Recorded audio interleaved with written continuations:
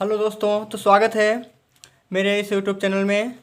तो आज class 12 physics का chapter number 3 electric potential difference. तो चैप्टर नंबर 3 में है विद्युत विभवांतर। तो चैप्टर 3 विद्युत, सबसे पहले विद्युत विभव क्या होता है, विद्युत विभव की परिभाषा लिखते हैं। इसके बाद किसी बिंदु आवेश के कारण विद्युत विभव और अक्षीय रेखा में और निरक्षीय रेखा में विद्युत विभव के लिए व्यंजक निकालेंगे। तो चलिए स्टार्ट करते हैं। तो माय नेम इज द्विवेदी और ये मेरा प्यारा सा चैनल। तो सबसे पहले डिफिनेशन लिखेंगे विद्युत विभव का। तो विद्युत विभव होता क्या है, अगर विद्युत क्षेत्र में किसी एकांक परीक्षण धनावेश को अनंत से किसी बिंदु तक लाने में जो कार्य होता है, उसी कार्य और आवेश के अनुपात को हम कहते हैं विद्युत विभव। इसको हम V से लिखते हैं। मतलब विद्युत क्षेत्र में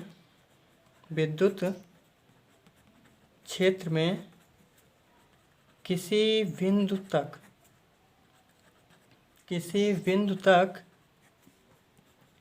किसी परीक्षण धनावेश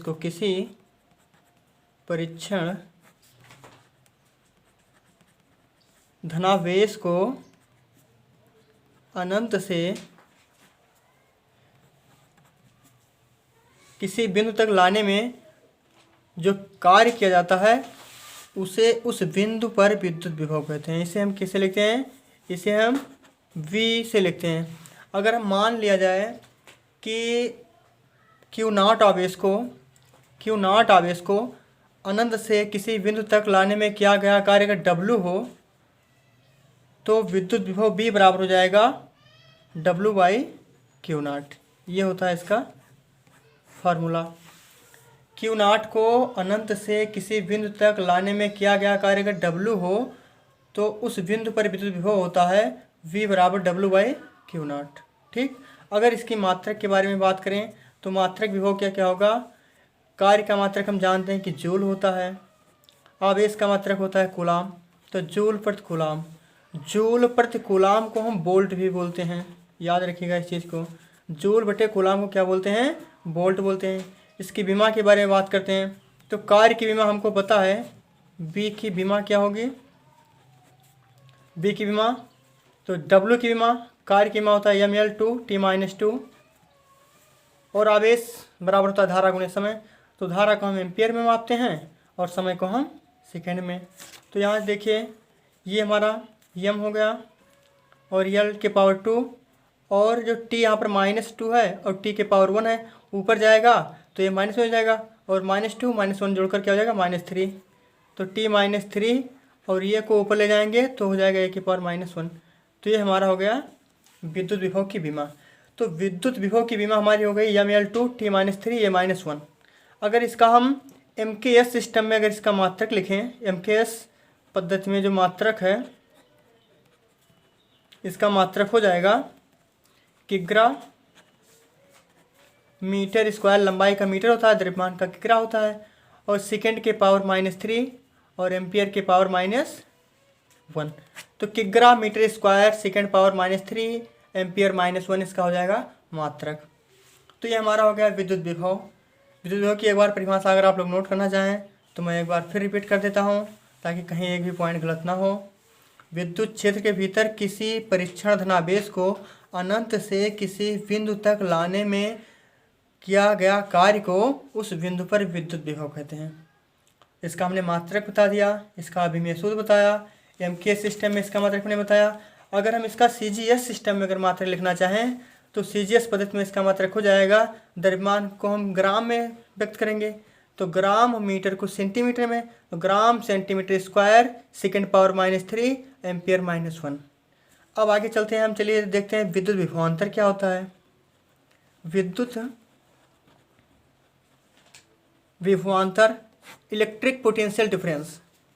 इलेक्ट्रिक पोटेंशियल डिफरेंस और विद्युत विभवांतर में कोई विशेष अंतर नहीं है, मात्रक विमा वही रहता है। बस क्या होता है कि विद्युत क्षेत्र में किसी एक बिंदु से दूसरे बिंदु तक किसी एकांक परीक्षण आवेश को ले जाने में जो कार्य किया जाता है, एक बिंदु से दूसरे बिंदु तक, उसी को बीच जो विद्युत विभव में परिवर्तन होता है इसी को कहते हैं इलेक्ट्रिक पोटेंशियल डिफरेंस, विद्युत विभवांतर।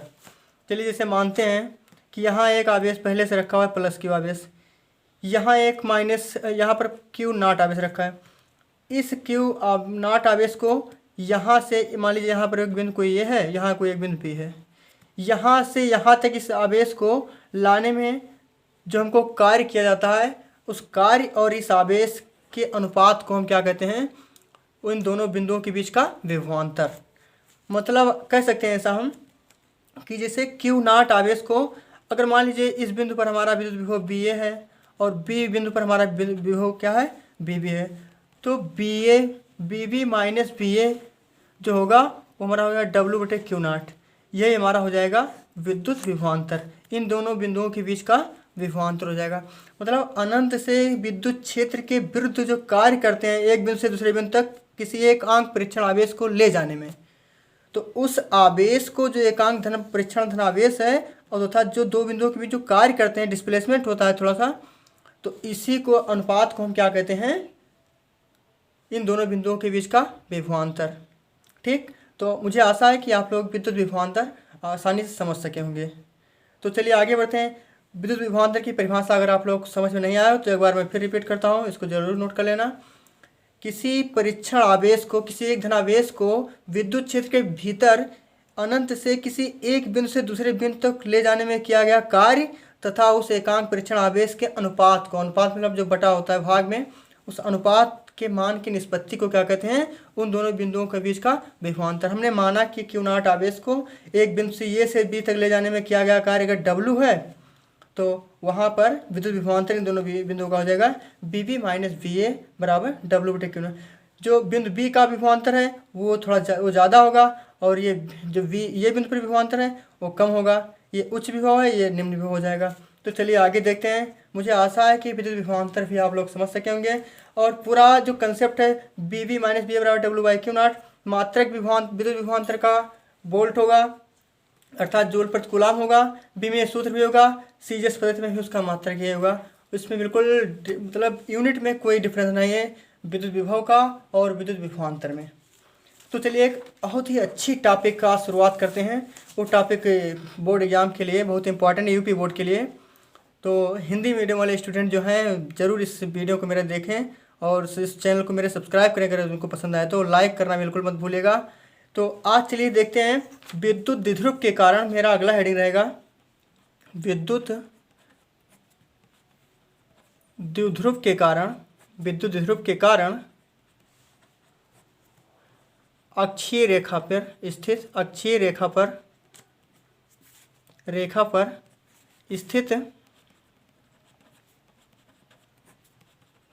किसी बिंदु पर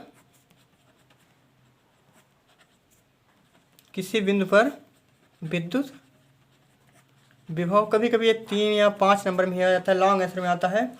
तो विद्युत द्विध्रुव के कारण अक्षीय रेखा पर स्थित किसी बिंदु पर विद्युत विभव के लिए हमको व्यंजक निकालना है। इसके लिए हम क्या करेंगे, तो यहाँ पर देखिए कंसेप्ट पहले हमारा है विद्युत विभव। विद्युत द्विध्रुव के कारण क्या है, अक्षीय रेखा पर। अक्षीय रेखा इससे पहले वाले वीडियो में हम बता चुके हैं कि द्विध्रुव के मिलाने वाली जो रेखा होती है एक्स अक्ष पर, उसी को हम अक्षीय रेखा कहते हैं। ठीक, तो अक्षीय रेखा पहले हम बात करते हैं, पहले फिगर से हम आप समझाने का प्रयास करते हैं।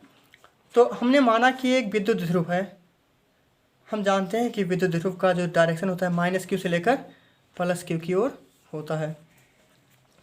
द्विध्रुव का मध्य बिंदु हमारा वो है और द्विध्रुव के बीच की दूरी हमने स्मॉल एल, यहाँ से यहाँ तक हमने मान लिया। अब द्विध्रुव के मध्य बिंदु ओ से कोई आर दूरी पर स्थित कोई बिंदु पी है जहां हमको परिणामी विद्युत विभव ज्ञात करना है, इस आवेश की वजह से, इस आवेश की वजह से भी। तो यहाँ से दूरी क्या है, आर है। तो इसके लिए हमको यहाँ से अगर माइनस क्यू से पी के बीच की दूरी की बात करें तो ये हो जाएगा हमारा, यहाँ से यहाँ तक तो आर है और ये दूरी आर यल है, तो टोटल दूरी हो जाएगी आर प्लस यल। और इस आवेश की बात करें अगर प्लस क्यू से यहाँ तक की दूरी, तो यहाँ से यहाँ तक दूरी आर है। इसमें से अगर इतनी दूरी हम सब्ट्रैक्ट कर देते हैं, घटा देंगे, तो हमारा बन जाएगा आर माइनस यल। तो द्विध्रुव के दोनों आवेशों के कारण हमको बिंदु P पर विद्युत विभव की गणना करनी है, परिणामी विद्युत विभव की गणना हमको करनी है। इसके लिए हम क्या करेंगे, सबसे पहले हमको द्विध्रुव जानना होगा। द्विध्रुव इससे पहले वाले चैप्टर में हम जान चुके हैं, लेकिन फिर भी देखो, दो आवेश हो जिसका नेचर जो है चेंज हो, एक प्लस हो एक माइनस हो, उनकी वो बहुत कम दूरी पर अगर स्थित हो तो उसी को हम कहते हैं विद्युत द्विध्रुव।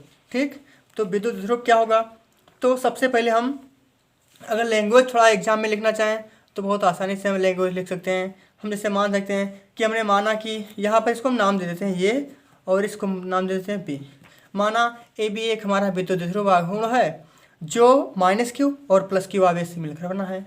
अब माइनस क्यू प्लस क्यू आवेश से मिलकर बना है तो, और इसके बीच की जो दूरी है 2l है, क्योंकि यहाँ से यहाँ तक l है और यहाँ से यहाँ तक फिर l है, तो l क्या हो जाएगा, 2l हो जाएगा। और द्विध्रुव के मध्य बिंदु O से स्मॉल r दूरी पर कोई बिंदु P है जहाँ हमको परिणामी विद्युत विभव की गणना करनी है। इसके लिए हम क्या करेंगे, तो ये हो गया हमारा भाषा। तो लैंग्वेज सिस्टम हम बस ज़्यादा नहीं लिखेंगे, मेन कंसेप्ट हमको मैथमेटिकल पर विशेष ध्यान देना है। तो चलिए आगे देखते हैं। तो देखिए यहाँ पर सबसे पहले लिखेंगे माइनस क्यू आवेश के कारण, माइनस क्यू आवेश के कारण बिंदु P पर विभव।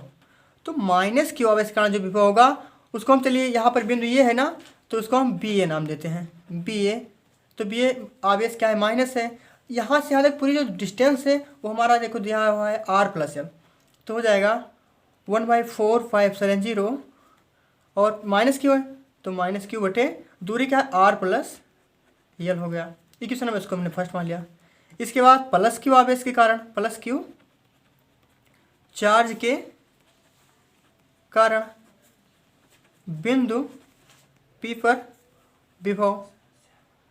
तो विभव हमारा हो जाएगा BV, क्योंकि प्लस क्यू आवेश यहाँ पर है, तो BV हमारा हो जाएगा 1/4/570, और Q बटे यहाँ से यहाँ तक की जो डिस्टेंस है वो हमारा R माइनस एल हो जाएगा। इक्वेशन नंबर हमारा यह हो गया 2 हो गया, इक्वेशन नंबर हमारा 2 हो गया।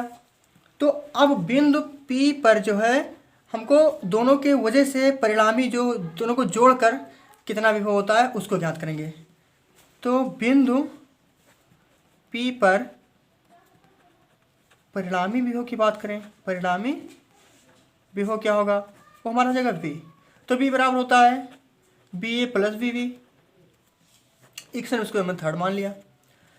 तो यहाँ देखिए B इक्वल टू हो जाएगा, BA का मान माइनस में है तो BB को पहले लिख लेते हैं। तो BB को पहले लिख लिया तो 1/4/570, और Q बटे, क्योंकि BA प्लस BB चाहे लिखे चाहे BB प्लस BA लिखें कोई दिक्कत नहीं है, बात एक ही है।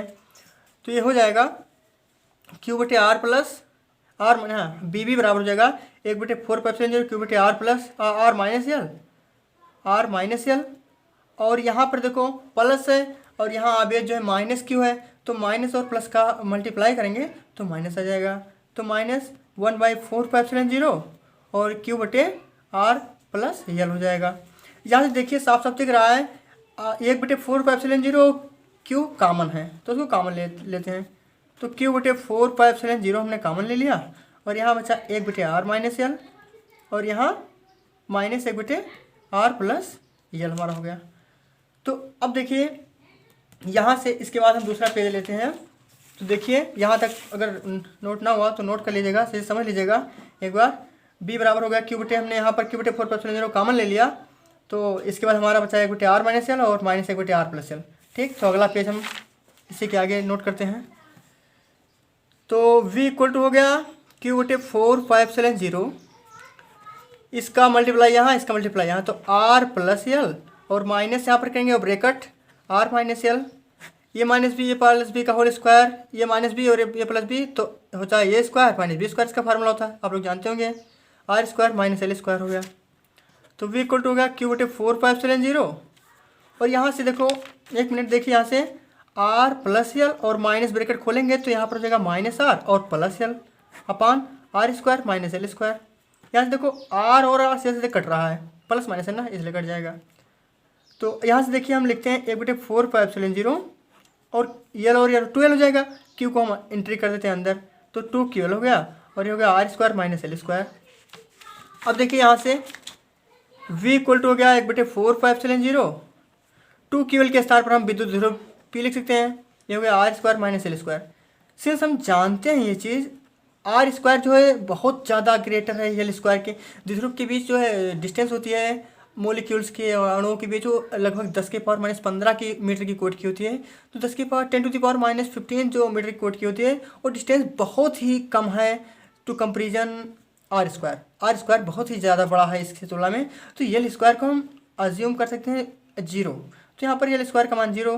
तो आर स्क्वायर में से किसी भी 0 को अगर घटाएंगे तो 0 चाहे घटाओ चाहे जोड़ो कोई प्रभाव नहीं पड़ता है। तो v इक्वल टू हो गया 1/4πε0, और यहाँ हो गया p/r। आर स्क्वायर यहाँ पर क्या है, r square minus L square. तो देख लीजिए एक बार, r square minus L square, यहाँ एल स्क्वायर को मैं 0 मान लिया तो क्या हो गया हमारा, ये हो गया R square minus L square. तो यहाँ से एल स्क्वायर मतलब 0 हुआ तो क्या होगा p/r स्क्वायर। तो ये हमारा हो गया b बराबर 1/4πε0 p नहीं यहाँ पर सॉरी, हाँ p चूँकि हो जाएगा विद्युत p बराबर होता है 2ql। तो 2ql के स्थान पर हमने p रख दिया, तो हमारा हो गया, हमारा आ गया b बराबर 1/4πε0 p/r स्क्वायर वोल्ट, या कह सकते हैं जूल पर कूलम, ऐसा भी कह सकते हैं। तो ये हमारा आ गया विद्युत द्विध्रुव के कारण अक्षीय रेखा पर स्थित किसी बिंदु पर विद्युत द्विध्रुव के लिए व्यंजक। तो बस आज के लिए इतना ही रखते हैं, और तब तक के लिए फिर इसके बाद मेरा नेक्स्ट वीडियो होगा। तो प्लीज़ मेरे चैनल को सब्सक्राइब करना और लाइक कमेंट जरूर करना, और किसी भी टॉपिक पर अगर आपको संदेह हो तो उस टॉपिक के लिए भी आप कमेंट कर सकते हैं, इसका उत्तर 24 घंटे के अंदर अंदर आ जाएगा। तो चलिए, थैंक यू सो मच।